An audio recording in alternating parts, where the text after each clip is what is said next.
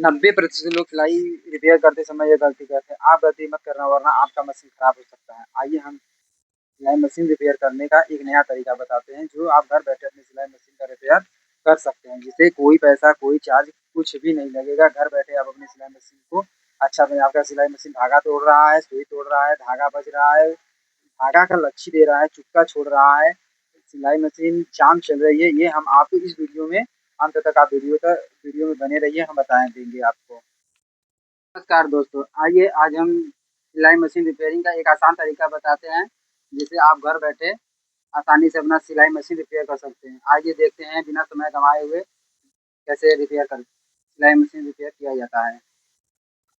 क्या करेंगे, हम पहले इस बोल्ट को खोलेंगे, एक इस साइड है, दोनों को खोल लेंगे अच्छे से। यदि आपका मशीन जाम चल रहा है तो सबसे पहले आप इसे इसे खोलिए, जिसे हम इसे शटर बोलते हैं, सिलाई मशीन का शटर बोलते हैं। जिसे सुई को ऊपर करिए, सुई को ऊपर करने के बाद इस दोनों पेच को खोल दीजिए।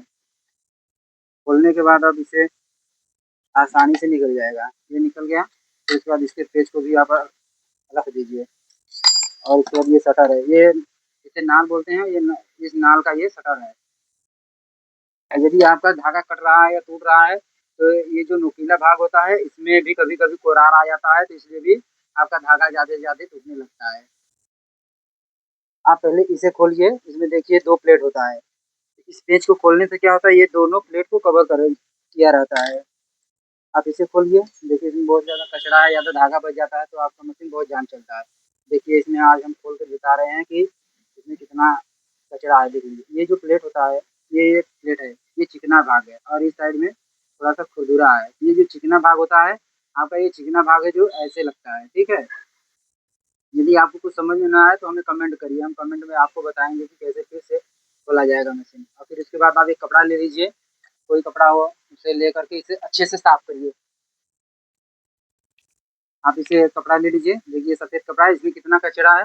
आप अगर ऐसे खोलेंगे तो इसमें से ऐसे साफ नहीं हो पाएगा, इसलिए क्योंकि देखिए जो दाती-दाती ये कुरार वाला भाग होता है इसमें लगा रहता है। तो आप क्या करिए, ये जो प्लेट है आपका इसी में से कर लीजिए। अब इसे करने के बाद क्या है कि अब इस तरह से इसे साफ करिए। देखिए इसमें बहुत सारा कचरा निकल रहा है, ये सब। और फिर इसके बाद अच्छे से रगड़ के साफ कर दीजिए। ऐसा करने से क्या होगा कि आपका सिलाई मशीन में धागा भी टूटने की संभावना खत्म हो जाएगी और आपका मशीन जो है अच्छे से एकदम चलेगा, आवाज़ तक नहीं करेगा। कभी-कभी क्या होता है कि इसमें धागा बच जाने से सिलाई मशीन आवाज़ करने लगती है।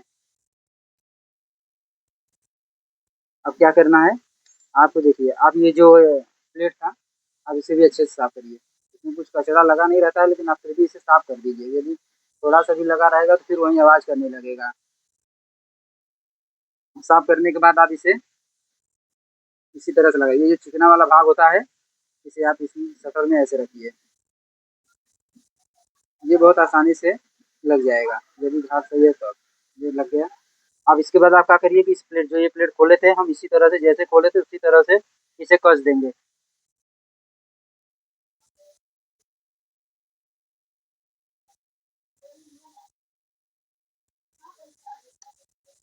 इसे खूब अच्छे से कसिए।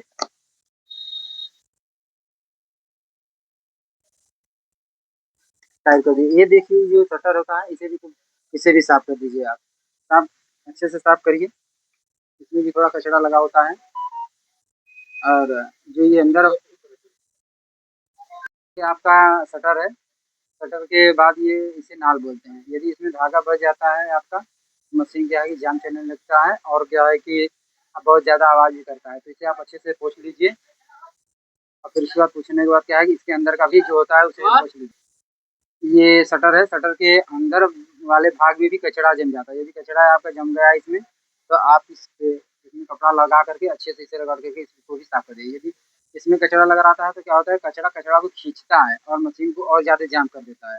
ये और फिर देखिए ये शटर को यहाँ पे रख दीजिए और फिर उसके बाद ये नाल है, इसमें आप अच्छे से तेल दे दीजिए।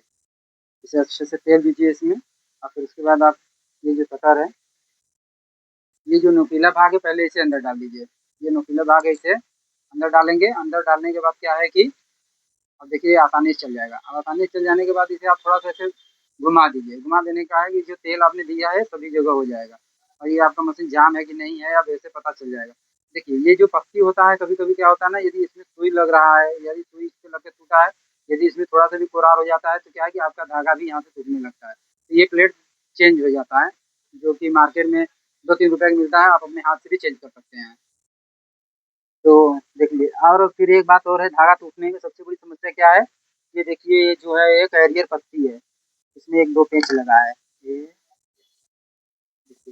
ये दो पेंच है, इस पेंच के सहारे आपका जो है कि कैरियर पत्ती लगा है, यदि ये कैरियर पत्ती टूट जाता है तो आपका धागा बहुत ज़्यादा टूटने लगता है और लच्छी भी देने लगता है, इसलिए कैरियर पत्ती बहुत ज़रूरी है इसके विषय में जानना।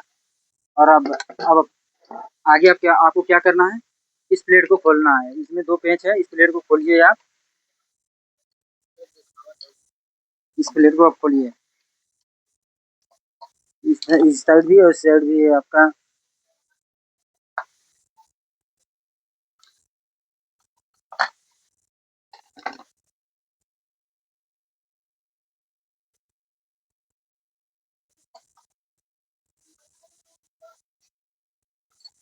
ये देख लीजिए, ये प्लेट है, इसको भी आप अच्छे से साफ कर लीजिए। और इसके बाद देख लीजिए इसमें भी आपका ये जो दांत होता है सिलाई मशीन का, इसमें बहुत ज़्यादा कचरा बजा होता है, कचरा बजने के कारण भी आपका क्या है सिलाई मशीन जाम चलने लगता है, तो आप क्या करिए इसे भी कपड़ा लीजिए, अच्छे से इसे साफ कर लीजिए। यदि आपके पास यदि इसमें कचरा साफ करना है, यदि इसमें जो ये दांत है आपका, ये जो दांत दिख रहा है, यदि इसमें आपके कचरा जम गया है तो इससे क्या होता है कि यदि ज़्यादा कचरा जमा हुआ है तो आपका धागा जो है कि अरे कपड़ा जो है वो खींचता नहीं है, खींचने में बहुत दिक्कत करता है। यदि आपका ये समस्या हो रहा है कि आपका सिलाई मशीन धागा या तो फिर कपड़ा नहीं खींच रहा है, तो आप हमें कमेंट कर दीजिए, हम आपको बताएँगे कि इसका दाँत जैसे कभी-कभी क्या होता है कि आपका दाँत जो है नीचे चला जाता है। ये सिलाई मशीन का जो दाँत होता है, जो कपड़ा खींचता है, ये नीचे बैठ जाता है। तो जब नीचे बैठ जाता है तो ये होता है एक सेटिंग। इस सेटिंग के माध्यम से आप अपने दाँत को ऊपर-नीचे कर देते हैं। अपनी जो स्पीड होती है, सिलाई मशीन की स्पीड होती है, उसी पेज से सिलाई मशीन की स्पीड को कम-बेशी किया जाता है। ठीक है? यहाँ से ज यदि आप इसे ऊपर उठाएँगे, तो ये नीचे चला जाएगा, नीचे दबाएँगे, तो आपका स्पीड जो है और बढ़ जाएगा। इस तरह से आपको ये जानना बहुत ज़रूरी है। यदि कभी-कभी क्या होता है कि हमारा कपड़ा चलते-चलते यदि मोटा कपड़ा चला रहे हैं, तो जीन्स हो, तो क्या होता है ये दाँत हल्का सा नीचे चल जाता है, इसीलिए आपका सिलाई मशीन जो है कपड़ा को नहीं खींच पाता है। ये सब जो पार्ट दिख रहा है, इसे अच्छे से पोंछिए आप, बहुत अच्छे से पोंछ लीजिए। फिर उसके बाद आपका ये जो पार्ट है जितना मूव कर रहा है, आप इधर ऐसे थोड़ा-सा उठा लीजिए। ये जो देखिए चलाने में घूम रहा है, इस सभी जगह आपको तेल देना है। देख लीजिए, अभी हम तेल दे रहे हैं इधर पे, इस सभी जगह तेल देना। तेल देने से क्या होगा, आपका मशीन जो जाम चल रहा है, पहले तो ये जाम नहीं चलेगा और अच्छे से इस धागा भी देगा और लच्छी भी नहीं देगा। देखिए यहाँ पे भी आपको तेल देना है।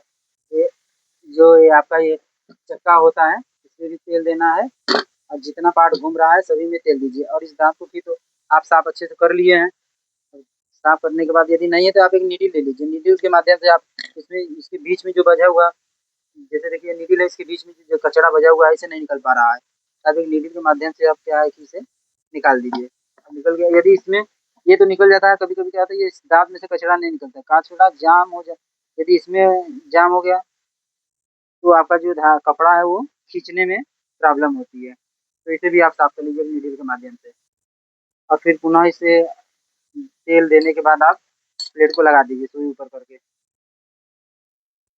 ये देखिए हमने इसे अभी खोल के साफ किया और इस पेज को अब हम कस रहे हैं। अच्छे से कस देना है।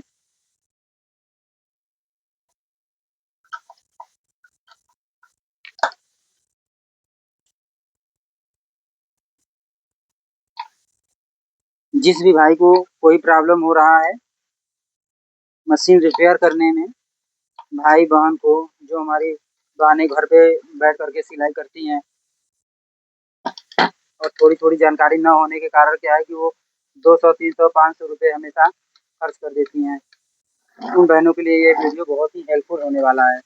अब देखिए ये जो होता है इस पार्ट को भी आपको खोल के तेल देना है। इससे क्या होता है कि आपका जो मशीन है ये इसमें हम लोग बोलते हैं चिमटा लगा हुआ होता है, जो कि सिलाई मशीन को चलने में मदद करती है। देख लीजिए ये है। तो इसमें आप जो घूम रहा है, इन सभी जगह तेल देना है। देखिए इसमें भी तेल दीजिए, आप इसको भी इसमें तेल दीजिए। ये जो ऊपर-नीचे हम लोग ये चक्की को ऊपर-नीचे बढ़ाते-घटाते हैं, ये भाग है। देखिए यहाँ पे देखिए ये मूव कर रहा है, ये मूव कर रहा है, इसमें आपको ऑयल तेल देना है अच्छे से, देख लीजिए। अब इस भाग को तेल देने से क्या होता है कि आप जो अपना टक्की है, जैसे कभी बड़ा है, कभी छोटा है, उसे करना होता है तो ये करने में आसानी होती है। आप तेल देने के बाद इस मशीन को थोड़ा-सा चला दीजिए, फिर उसके बाद आप इसे बंद कर दीजिए। नहीं।